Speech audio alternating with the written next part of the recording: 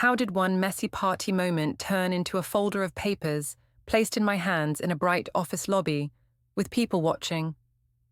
Why did my husband stay calm for weeks, then end our marriage in one lawful move that started that same day? I thought I could control the story, but the result landed in public, and everyone saw who was really prepared. My name is Ardelia Prynne, but everyone at work called me Del because it sounded easy and bright. I liked that.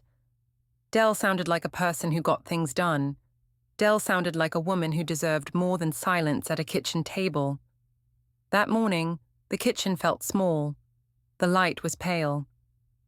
Ethan stood by the sink and rinsed his mug like he always did. He moved in the same careful way, like he was trying not to touch the air too hard.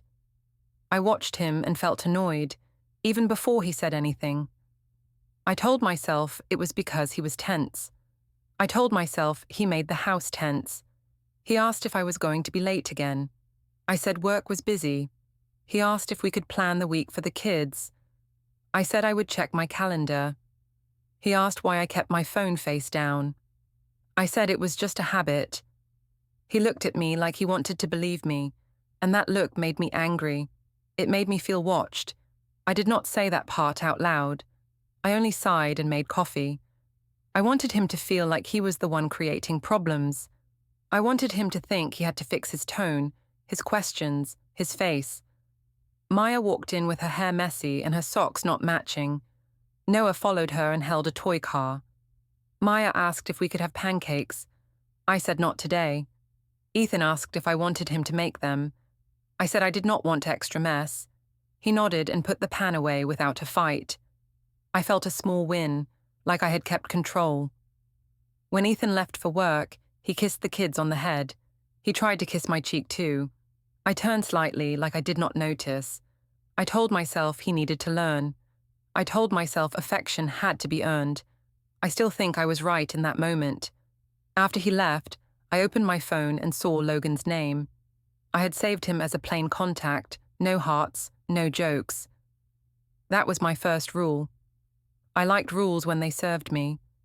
He had sent a short message about a quick coffee near the office later. Nothing romantic on the screen. Nothing that looked bad. I felt proud of that. I told myself I was careful, and careful meant I was not really doing anything wrong. In the hallway, I passed Ethan's small office room. The door was half closed. I heard a soft click, like a drawer locking. I paused for 1 second. I told myself it was nothing. Ethan liked to organize. Ethan liked to control. That was my story, and I used it whenever I needed. In the car, I practiced my face in the mirror. Calm, busy, innocent. I drove to work and played music loud because silence felt like truth. At the office, the open-plan space smelled like printer paper and weak coffee. People greeted me, and I smiled like everything was fine. HR meant I had to look steady. It also meant I knew everyone's secrets. I liked that power. Cassidy Bloom waved me over near the break room. She had shiny nails and always spoke like she was hosting a show. She asked how married life was. I said Ethan was being difficult again. She asked what he did this time. I said he questioned me like I was a teenager. I said he acted like I owed him updates every hour. Cassidy frowned the way friends do when they want to prove loyalty. She said Ethan sounded insecure. I nodded and leaned into it. I said I used to be fun, but he made me feel small. I said I carried the whole emotional load. I said he never understood what it felt like to be a woman with goals. I did not mention that Ethan cooked dinner most nights. I did not mention that he took the kids to school when I had early calls. I did not mention he asked questions because he wanted to keep our life stable. Those details did not help my story. At lunch, I took my salad to a small table near the window. Logan walked by like it was a coincidence. He wore a neat shirt and carried a folder for a vendor meeting. He did not touch me. He did not say anything that could be repeated. He only paused and asked if I was doing okay lately. I said I was just tired. He said he understood and that I deserved to feel seen. My stomach lifted, like it had been waiting for that line. When he walked away, I felt warm. Then I felt annoyed again, because the warmth made me think about Ethan's quiet face. I told myself Ethan caused the distance. I told myself I had tried. I told myself I was just reacting to neglect. In the afternoon, I sat at my desk and answered emails. I made schedules. I fixed small conflicts between coworkers. I was good at it. I liked being the person who said what was reasonable. I liked that word. A notification popped up on my screen. My sister Danny had posted a photo from last weekend with a caption about family dinners and real love. Ethan was in the background, mid-chew, eyes half closed. I looked at it and laughed. I sent it to Cassidy and said Ethan always looked like he was judging everyone. Cassidy sent laughing emojis back. I felt a sharp joy. It was not kind joy. It was winning joy. Later, Ethan called. I did not pick up right away. I waited until the third ring, so he would feel unsure. Then I answered and kept my voice flat. He asked if we could talk tonight. I said maybe, depending on the kids. He asked if I could come home on time. I said I had a lot going on. He asked what was going on. I said he was doing it again, making everything heavy. He went quiet for a moment. Then he said he just wanted peace. I told him peace required trust. I did not say that I was the one breaking it. I said he needed to stop interrogating me. He said he was not interrogating. He was asking. I said asking felt like pressure. He said he would try. I ended the call first. When I walked to the copier, I passed Ethan's name in my mind like a label. Problem. I used that label so I did not have to look at myself. That evening, I got home and saw the kids' backpacks lined up neat. Ethan was at the table with a notepad, helping Maya with spelling. He looked up and asked how work was. I said tiring. He asked if I ate. I said I had. He asked if I could look at the family calendar later. I said yes, if he stopped making it a big deal. He nodded again. No fight, just that careful nod. On the counter, his phone lit up for a second. I saw a calendar reminder by accident, bright on the screen. It said, Meeting, personal 10:20 a.m. The title was plain. No names, no place. My chest tightened anyway. I asked what that was. He said it was just something he needed to handle. I asked what kind of something. He said personal. I said he never told me anything anymore. He said he tried, but our talks turned into games. I laughed and told him he was being dramatic. I told him he loved acting like a victim. He looked at me for a long second, then looked back at Maya's paper. After the kids went to bed, Ethan rinsed his mug and put it on the far side of the drying rack. Mine sat on the other side. 2 mugs, 2 islands. I watched him do it and felt a strange fear, like he was stepping away without asking permission. I went to the fridge to grab water, and I saw a new note in plain handwriting. It looked like Ethan's. It said, Bring forms. I stared at it and my mouth went dry. I told myself it was about school. I told myself it was nothing. But my hand still shook when I turned off the kitchen light. The next day moved like a string I kept pulling. I did my job. I smiled at people. I made sure I looked normal. But inside, I was counting hours until the mixer on the rooftop. At lunch, Cassidy asked if I was going. I said yes, because it was good for networking. She said I needed a night out and that Ethan could survive without me. I laughed and said he would probably act like a sad puppy again. Cassidy said I should stop babying him. I liked how that sounded. It made me feel brave instead of selfish. I told Ethan in the afternoon that I had a work event. He asked what time it ended. I said it depended. He asked if I wanted him to pick up the kids. I said yes, like he should be grateful for a task. He asked if I could text when I was leaving. I said I would try. He said okay in that flat way that made me feel judged, even when he did not say a judging word. By early evening, the rooftop bar was full of people from the office and vendors. There were string lights and loud music that made real talk feel optional. I held a drink and kept my shoulders back. I wanted to look free. Logan arrived with 2 other vendor reps and acted like we were simply colleagues. He asked how my week was. I said busy. He said I handled busy well. That was all, but it felt like a private gift. Cassidy watched us like she was waiting for a show. She leaned close and asked if Logan was coming for the HR queen. I told her to stop, but I smiled while I said it. She said she could tell I liked attention.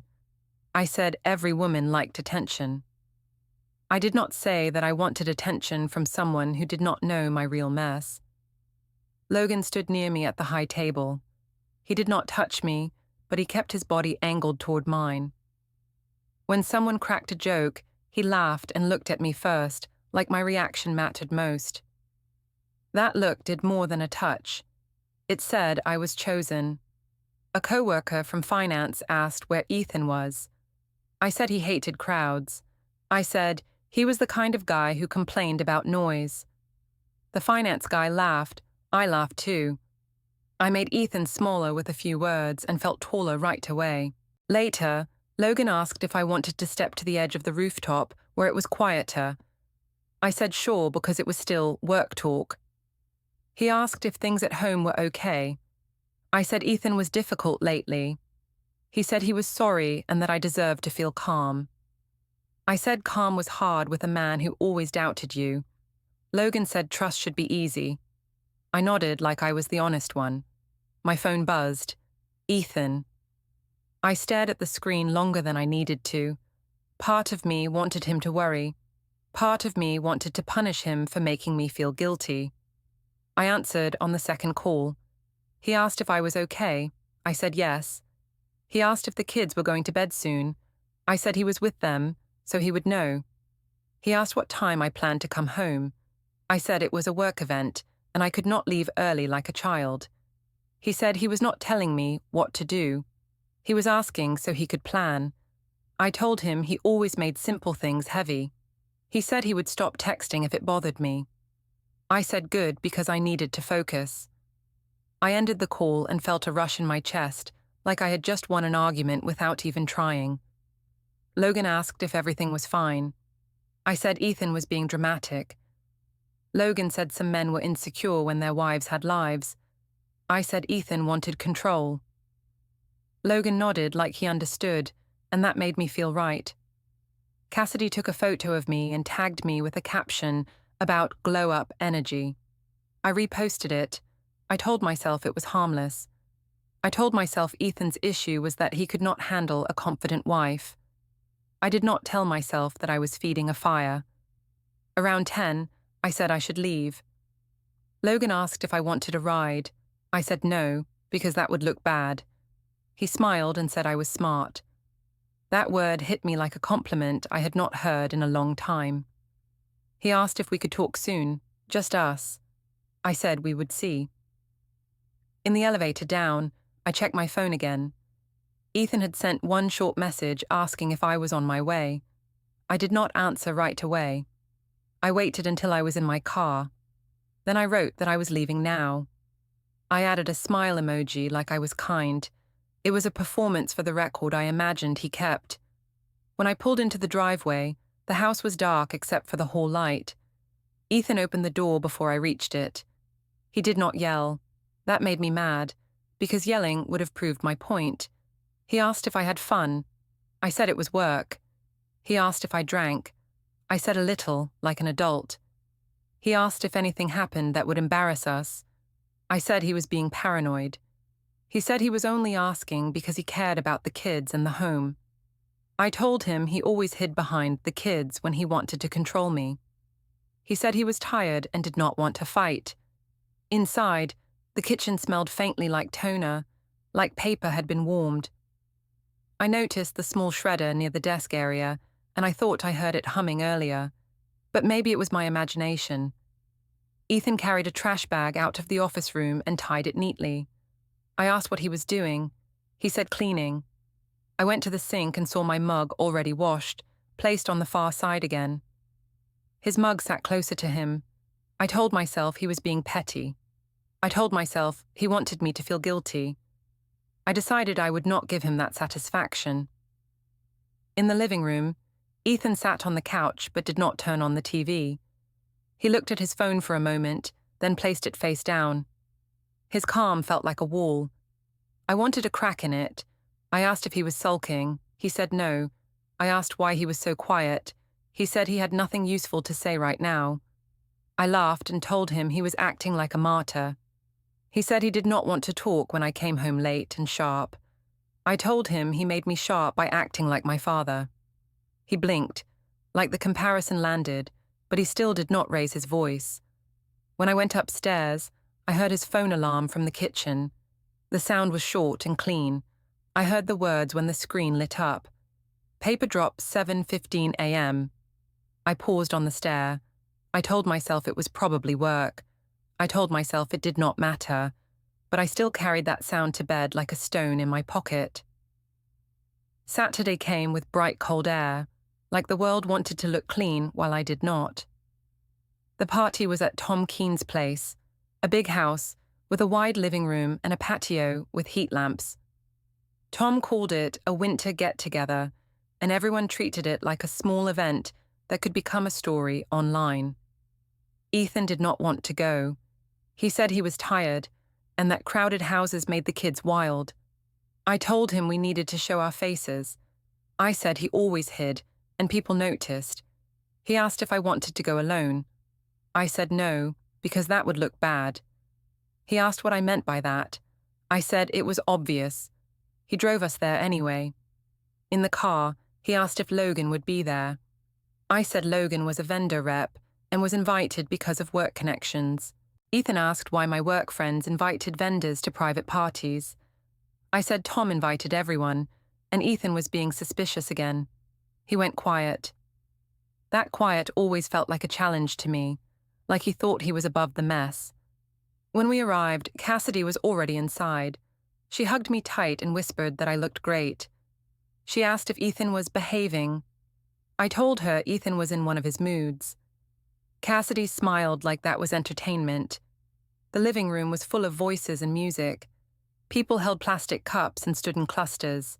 Someone had set up a phone tripod near the corner, like the party needed proof. I told myself it was normal now. I told myself everyone shared everything. Maya ran to a small table with snacks. Noah followed her and asked for juice. Ethan stayed close to them, like a shadow that did not want attention. I saw that and felt irritated. I wanted him to look relaxed. I wanted him to look like he trusted me. I wanted a picture where I looked like the fun wife with the dull husband. Cassidy pulled me toward a group near the couch. She introduced me again, like I was new, and she talked up my job and my people skills. I laughed and said I kept everyone in line. Someone asked how long Ethan and I were married. I said long enough to know his habits. I said he loved rules and liked to monitor things. People laughed the way people do when they are happy to laugh at someone else. Ethan walked by with Noah on his hip. Noah asked if he could have chips. Ethan said yes, but only after he ate something real. I watched that small parenting moment and felt a twist of annoyance. Ethan always looked responsible. It made my own choices look worse. Logan arrived about an hour later. He came in loud, already flushed, already smiling too wide. He waved at people like he owned the air. When he saw me, he walked straight over and said he was glad I came. I said it was Tom's party and everyone came. Logan laughed and said he meant he was glad I came. He spoke like the room belonged to him, and I liked that. I liked that he did not treat me like a schedule problem. Ethan saw him. Ethan's face did not change much, but his eyes stayed on us for a second. I told myself Ethan was judging again. I told myself he wanted me to feel guilty. I decided I would not give him a quiet victory. I introduced Logan to Ethan in a bright voice, like I was a perfect wife. Logan offered his hand. Ethan shook it and said hello. Logan asked Ethan if he worked in logistics or something. Ethan said he did. Logan said that sounded intense, then laughed like it was a joke. Ethan did not laugh. He only nodded and stepped back toward the kids. Cassidy leaned close to me and asked if Logan was on one already. I said he was just social, She said social could be useful. I understood what she meant. Social could turn into attention. Attention could turn into power. As the night went on, Logan drank more. I noticed his words got softer and closer. He stood too near my shoulder. He asked if I wanted to step out to the patio for air. I said sure. I told myself it was normal. I told myself Ethan had no right to act like my guard. On the patio, the cold air hit my face. Heat lamps made circles of warmth on the ground. A few people smoked and talked. Music thumped through the glass door. Logan stood beside me and told me I looked tired lately. I said I had kids and a husband who acted like a supervisor. Logan said I deserved a break. I said life did not give breaks. Logan said some people did. He asked if Ethan ever made me feel special. I said Ethan was not that kind of man. I said Ethan cared about chores and plans, not romance. Logan said that was sad. I said it was just reality. I spoke like I was a wise person trapped in a boring marriage. That story made me feel clean. Logan leaned closer and said he liked that I was strong. I said strength was needed at home. He said strength could still want softness. I should have stepped back, I knew that. But I also wanted the moment. I wanted to feel like I could have what I wanted and still keep my life. Through the patio door, I saw Ethan inside, standing near the kitchen counter. He held a small plate for Noah and pointed at fruit, trying to get him to eat. Ethan looked up for a second and saw me. I held his gaze and did not look away. I wanted him to blink first. Cassidy came out and said the vibe inside was good. She told me to come back in for a group photo. Logan said we should take one together first. Cassidy laughed and said yes, because it would be funny. We went back inside. People were louder now. Someone had turned the music up. A few people held their phones high, filming short clips. Tom was smiling like he wanted everyone to have a good time, but he also looked nervous, like he could feel the night sliding. Cassidy gathered us near the couch. She told Ethan to stand by me. Ethan walked over and stood with Noah at his side. Logan stood behind me, too close. I felt Ethan's tension beside me, and instead of calming it, I enjoyed it. Cassidy said we should do a silly, who knows Del Best game. People laughed. She asked Ethan what my favorite snack was. Ethan answered correctly. Cassidy rolled her eyes like that was boring. She asked Logan the same question. Logan guessed wrong, but acted confident. People laughed louder at Logan than at Ethan. I noticed that and felt pleased. Then Logan, drunk and bold, leaned in as the camera lights flashed. He kissed my neck, quick and sloppy, like a stunt. My body froze for a beat. I heard a few gasps, then a sharp burst of laughter like someone did not know what else to do. I saw a phone tilt to catch the angle. I pulled away and touched my hair like I was fixing it. I told myself it was just a joke. I told myself it was an accident. I told myself the room would forget in 10 seconds. But Ethan had seen it. He stood very still. His face went pale, then flat. He did not shout. He did not push anyone. He did not swear. He only looked at me like he was taking a picture inside his mind. I rushed into defense before he even spoke. I told him it was nothing, and that Logan was drunk. Ethan asked, very quietly, if I thought that was normal. I said he was overreacting and making a scene. He looked around at the room, at the phones, at the faces. He asked if I understood what a scene was. I said he always tried to embarrass me. He did not argue back. He bent down and helped Noah put on his small jacket. He told Maya it was time to go. Maya asked why. He said it was late and she needed sleep. She looked at me with wide eyes. I wanted to tell her everything was fine, but the words did not come out right. Ethan picked up the diaper bag and the kids' coats. He said, in a calm voice, that he was taking the kids home. He asked me if I planned to come too. I said I was not leaving because of his jealousy. He nodded once, like he expected that answer. As he walked to the door with the kids, the room got quiet, in the way people get quiet when they smell trouble. Tom followed a few steps and asked if Ethan was okay. Ethan said he was fine and just needed to get the kids home. Cassidy stared at me like I had just given her a better story than she hoped for. I stood in the middle of the room, heat rising in my face, and I told myself Ethan was being dramatic. But my phone screen showed a new notification. Someone had already posted a clip. The clip from the party moved faster than I expected. By Sunday morning, Cassidy had already sent it to a group chat and said it was wild. She asked if I was okay. I said I was fine, and that Ethan was being dramatic. I wrote it like a fact, not like a defense. Ethan did not bring it up right away. That made me more nervous than if he had yelled. He moved through the house like he was busy with small tasks. He washed dishes, he packed lunches. He folded the kids' clothes and placed them in neat piles. When I tried to pull him into a fight, he did not take the bait. I asked why he was acting cold. He said he was acting calm. I asked if he planned to punish me. He said he did not punish people, and he did not want to argue in front of the kids. I said he was using the kids as a shield. He said the kids were the point. That word annoyed me. The point. Like I was not also the point. Like I was a side issue in my own marriage. On Monday, I went to work and acted like nothing happened. I wore a high-neck sweater, even though it was warm in the office. Cassidy saw it and smirked. She asked if I was hiding a souvenir. I told her to stop being childish. She said she was just joking, and everyone joked.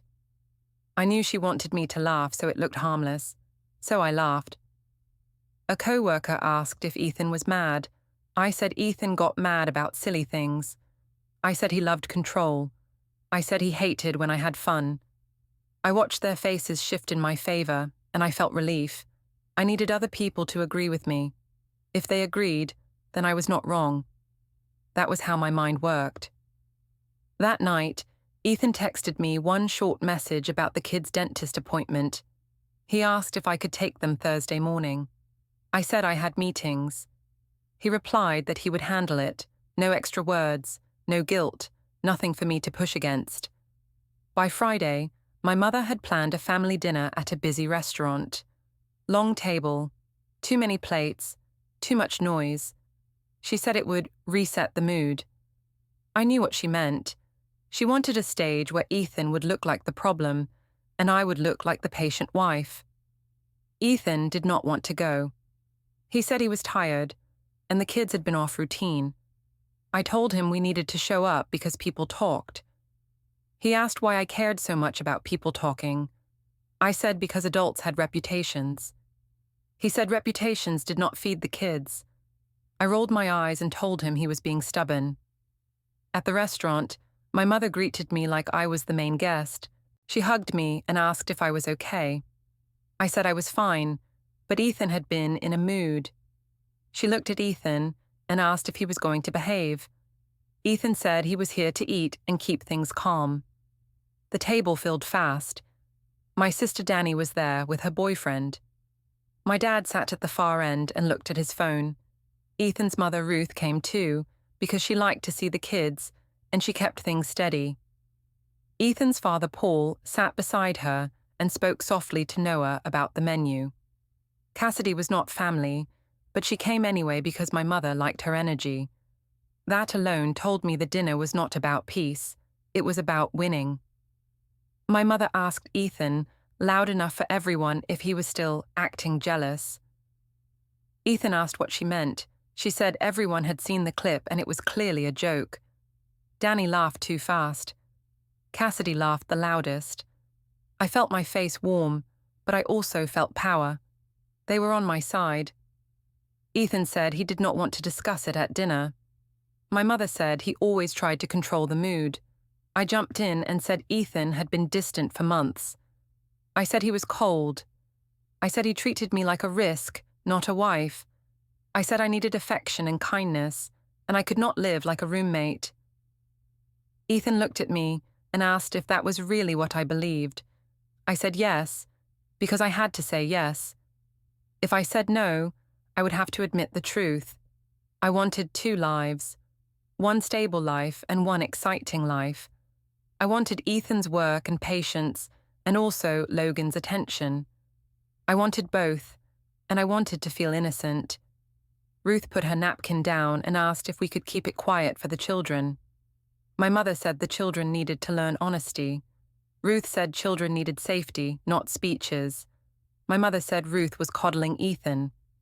Ruth said she was protecting the kids from adult mess. Danny looked at me with tight eyes. She asked if Logan was going to be around at future events. I said Logan was a work contact, and she should not act paranoid like Ethan. Danny said she was not paranoid, she was worried. I told her she was being dramatic. That word tasted familiar on my tongue. Ethan did not argue. He helped Noah cut his chicken. He wiped sauce from Maya's chin. When the waiter came, Ethan asked for the check for his part of the meal and the kids' meals. My mother asked why he was being so formal. Ethan said he was keeping things clear. My mother said clear meant cold. Ethan said clear meant clear. On the ride home, I asked Ethan why he embarrassed me at dinner by talking about money. He asked why I needed his money to look like love. I said he always twisted my words. He said he was not twisting, he was listening. The next week, the school pickup line felt heavier. Parents watched each other through windshields like it was a small town. I sat in my car and scrolled my phone, pretending I did not care. Ethan arrived early and parked in the same spot as always. He got out and stood near the gate, calm and ready. I hated how stable he looked. Stability made my choices look reckless. When the kids came out, Maya walked to Ethan first. She still hugged me, but she checked his face before she spoke, like she was reading weather. It was a small thing, but it cut me. Noah grabbed Ethan's hand and asked if they could go to Ruth's house after dinner. Ethan said they could, because Grandma wanted to see them. I asked why Ruth needed to see them so much lately. Ethan said she helped with routine. I said he was turning Ruth against me. He said Ruth made her own choices. I said he was making me look bad. He said he did not need to make me look like anything. That night, I came home late again. Not too late, just late enough to feel free. The house was quiet. The kids were asleep. The hallway light was on. I walked past Ethan's office room and saw his laptop open on the desk. The screen showed a simple message. File uploaded successfully. I froze for a second. I told myself it was work. I told myself it was nothing. But my stomach dropped anyway, like my body understood what my mouth refused to say. Ethan appeared behind me, silent like a shadow. He asked if I needed something. I said no, and I laughed like I had not been caught staring. He asked if I wanted to talk. I said not, if he planned to blame me again. He said he did not plan to blame anyone tonight. He said he planned to sleep. He walked past me and went to the guest room without a slam, without a threat, without a single loud word. I stood alone in the hallway and tried to tell myself I still had control. But the light from that laptop screen stayed in my mind like a warning I did not want to read. The next week felt like a slow squeeze. Nothing exploded, but everything tightened. Ethan stopped asking big questions. He asked small, plain questions, like he was building a fence one post at a time. On Tuesday morning, I found a sticky note on the counter. It said, "Bring forms." The handwriting was neat. I stared at it while the kettle warmed. I told myself it was about school again. I told myself Ethan was just being organized. But I also noticed a new key on his ring when he walked in from the garage. It looked fresh, like it had never been used. He asked if I could pick up milk on my way home. I said yes. He asked if I could also grab Maya's cough syrup. I said the kids were fine. He said he wanted to be ready, and he would go himself if I was busy. He spoke like a person talking about weather, not betrayal. That calm made me feel small in a way I did not like. At work, Cassidy acted like the party clip was old news. She asked if Ethan had gotten over it. I said he was still sulking, because that story sounded better than the truth. I said he was trying to punish me with silence. Cassidy said silence was a trick men used when they lost control. I nodded like that explained everything. Logan barely messaged. When he did, The messages were short and careful. He asked if I was okay. I said things were tense. He said the kiss meant nothing and he was drunk. I told him it still made my life harder. He said he did not want drama. That line hit me. He wanted the fun part, not the cost. I told myself Ethan was the real problem anyway. It was easier than being angry at Logan. That evening, Ethan asked if I could meet him at the supermarket so we could shop faster. I said he was acting like a manager. He said the kids needed dinner and we had errands. I went because saying no would look petty. The supermarket lights were too bright. The aisle smelled like fruit and cleaning spray.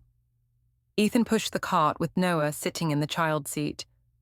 Maya walked beside him and held his hand when people passed close. I watched that and felt a sting. I told myself the kids were only clingy because Ethan made them anxious. I told myself he was turning them into a team against me. Ethan picked up the usual items, calm and quick. He compared prices. He checked the list on his phone. I saw his screen for a second and noticed a thread named Follow Up. I could not see who it was with. I tried to lean closer, but he turned the phone slightly away. Not rude, just private. At the checkout, I pulled out my card, like always. Ethan said softly that he would pay for the groceries and the kids' items. He said I could cover my personal items if I wanted. I laughed and asked what that meant. He said it meant he wanted things clear right now. I told him he was being controlling. He said he was being careful. I said careful was just another word for distrust. He said trust had to match reality. I felt heat rise in my face because he said it like a fact. The cashier looked up, then away. I hated that. I hated having witnesses to my loss of control. In the car, I asked Ethan if he was planning to cut me off. He asked why I jumped to that. I said he was treating me like a risk. He said he was treating our life like a system that needed protection. I told him marriage was not a system. He said kids were not a debate. At home, he carried bags inside and lined them up on the counter like he was staging evidence. I told myself he was doing it on purpose to irritate me. He asked if I could send him a photo of my receipts for the pharmacy items I bought last week. I asked why he needed that. He said he was tracking household spending. I said he never tracked before. He said things changed. That night, I tried to take back the story. I texted Danny and said Ethan was being weird about money. Danny asked if I had done something that made him worry. I told her she sounded like Ethan. She said she did not want to take sides, but she was tired of drama. I told her Ethan created the drama. She did not answer for a long time. My mother called and asked how I was holding up. I said Ethan was punishing me. She said men always punished when they felt weak. She told me not to apologize first. She said if I gave in, I would teach Ethan he could control me. I agreed, because agreeing felt like power. But later, when the house was quiet, I noticed the small signs again. Ethan's laptop sat open on the dining table, but he closed it when I walked in. I heard a soft beep like a recording app starting, then stopping. I told myself I imagined it. I told myself Ethan was too proper to record anything. Then, I remembered how proper he was in every part of his life, and my stomach turned. On Thursday, I came home and saw a spreadsheet open on the family computer. It had columns and dates. I could not see the title. Ethan walked in and pressed one key, and the screen went blank. He did not snap at me. He only said he needed the computer for personal planning. The word personal landed like a stone. I tried to make him react. I asked if he was meeting another woman. He looked at me and asked if that was a real question. I said he had been distant and secretive. He said he was allowed to be private when I mocked him in public. I told him he was still making it about the party. He said it was not only the party. He went to the kitchen and poured water into his mug. Then he took his mug to the other side of the counter, away from mine.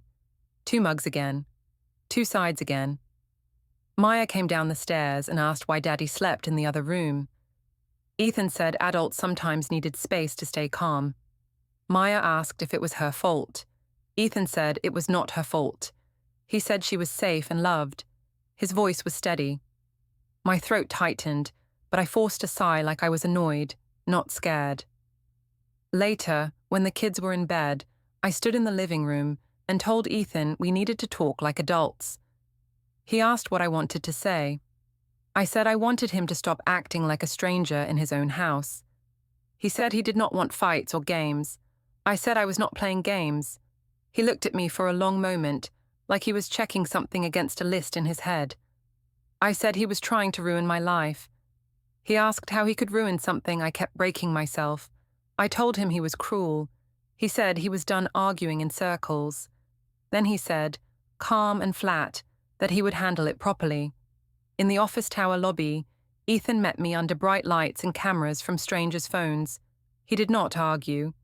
He handed me a packet through a calm professional and said it was filed for divorce with temporary orders starting today. I said he was trying to shame me. He said he was keeping it lawful and clear. The pages listed a parenting schedule, spending limits, and home rules, all timed and dated. I looked around and saw co-workers watching, and I finally understood my story would not save me.